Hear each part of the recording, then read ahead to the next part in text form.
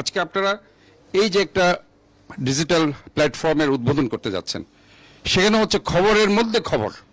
আপনি পুরো খবরটা অনেক পড়ে না, কিন্তু চৌম্বক অংশ কিন্তু পড়তে চায়, যেটা আপনারা ইতিমধ্যে শুরু করেছেন এবং আপনারা প্রশংসিত হয়েছেন আমি মনে করছি।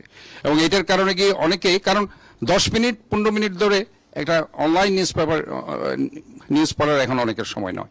এমনি তো আপনার মেইন নিউজ পেপার অনেক পড়ছে না, কাজে সেখানে যদি 2 লাইনের মধ্যে আপনি যদি লিখে দেন যে শহরটা বেনিয়াদের হাতে চলে গেছে, মানুষ পড়বে হ্যাঁ শহরটাকে গ্রিন সিটি করতে হবে, অথবা এই টাইপের আরো অনেক কিছু যেগুলো এখন আপনারা করছেন। আমার মনে হয় যে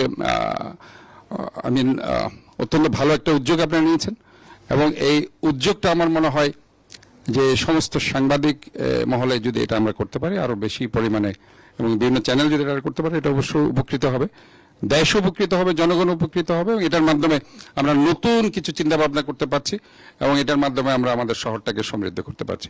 সো আমি মনে করছি আজকের আপনাদের এই 13 বছর পূর্তিতে আপনাদের একটা বিশাল একটা অর্জন আপনারা করেছেন, যে আজকে আপনারা এই যে ডিজিটাল প্ল্যাটফর্মের যে উদ্বোধন সেটা করছেন, এই খবরের মধ্যে খবর, যে আকর্ষণীয় খবর, চৌম্বক অংশ যে খবরের, সেটা আপনারা প্রকাশ করতে যাচ্ছেন এই ধরনের একটা উদ্বোধন অনুষ্ঠান।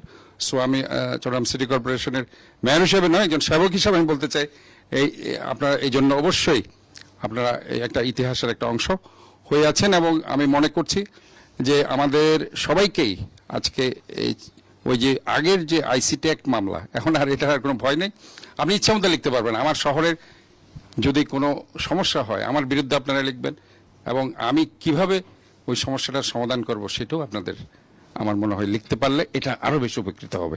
শুধুমাত্র আমি সমালোচনা করলাম, আমি কিছুই লিখলাম না, আমি কিভাবে সলভ করবো সেটা লিখলাম না, সেটা না, আমি কিভাবে সলভ করতে পারি সেটাও সমকালের আমার ভাই আছেন, মানে ওটাও লিখতে হবে, এইভাবে আমি সমাধানটা করতে পারবো। সো দ্যাট তাহলে হবে কি আমাদের।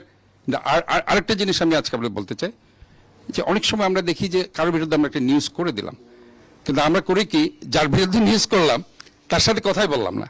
তা আমার মনে হয় এই জিনিসগুলো কিন্তু আমাদের আজকে এই যে অন্যান্য নিউজ পেপার যারা আছে সবার বেলা আমি বলছি, এটাও কিন্তু আমাদেরকে আমলে আনা উচিত বলে আমি মনে করছি। সো আজকে আমি আপনাদের 13 বছর পূর্তিতে আমি আপনাদেরকে অনেক অনেক অভিনন্দন, শুভেচ্ছা জানাচ্ছি। আশা করছি আমাদের সবার রিমোট কন্ট্রোল চ্যানেল 24 কে খুঁজবে।